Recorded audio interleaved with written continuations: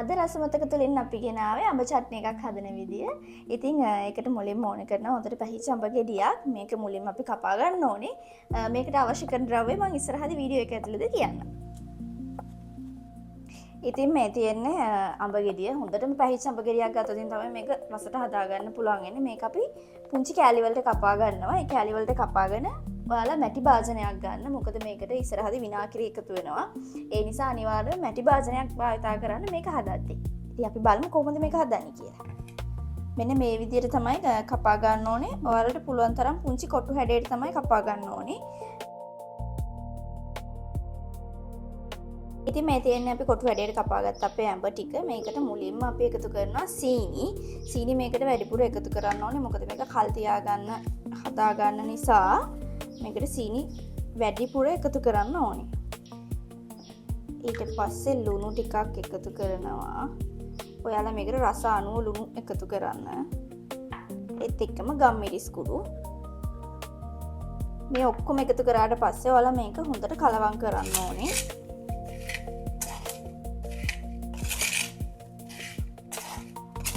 මෙහෙම කලවම් කරලා මේක විනාඩි 15ක් වගේ තියෙන්න ඕනේ මේ සීනි ටික ලුණු ටික ගම්මිරිස් ටික මේ අඹ වලට හොඳට උරා ගන්න. අපි විනාඩි 15ක් විතර මේක වහලා තියෙනවා.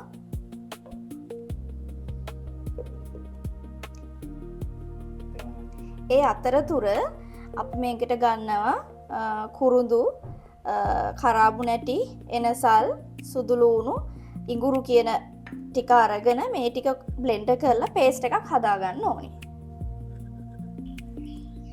ඉතින් මේ තියෙන්නේ අපේ අඹ ටික විනාඩි 15කට පස්සේ බැලුවම පස්සේ මේ විදිහට සීනි ටික හොඳට දිය වෙලා තියෙනවා.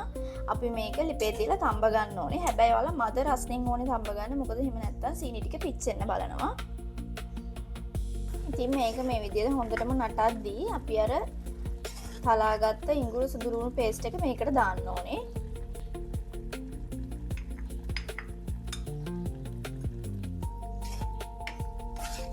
මේ ටික කලවම් කරලා අඹ ටික තව ටිකක් හොඳටම තැම්බෙනකල් තියෙන්න ඕනේ.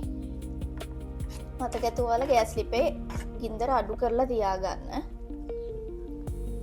ඊට පස්සේ අපි මේකට මිරිස් කුඩු ටිකක් එකතු කරනවා. ඒකත් ඔයාලා සැර අනුව එකතු කරගන්න. ඔයාලා සැර වැඩියෙන් කන්න නැත්නම් ඒක අඩුවෙන් එකතු කරගන්න.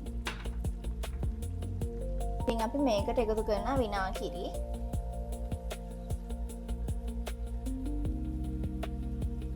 ඉතින් මේ තියෙන්නේ මං හදපු අඹ චට්නි එක. මේ වගේ දේවල් ගෙදරදීම හදලා රස බලන එක හොඳයි කඩෙන් ගන්නවට වඩා. ඉතින් අපි රස බලන්නයි හදන්නේ.